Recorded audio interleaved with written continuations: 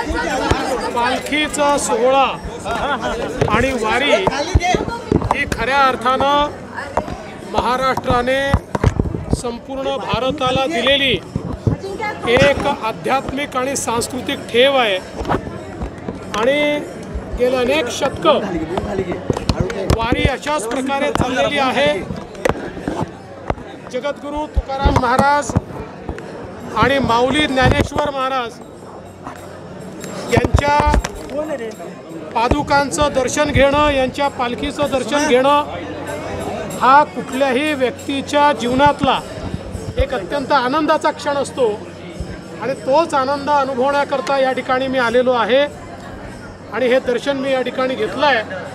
मला अतिशय आनंद आहे आणि मला विश्वास आहे की जोपर्यंत आमची वारीची परंपरा आहे तोपर्यंत भागवत धर्माची पताका अशीच लहरत राहील आणि जोपर्यंत चंद्र आणि सूर्य आहे तोपर्यंत वारीची परंपरा ही अखंडित राहील।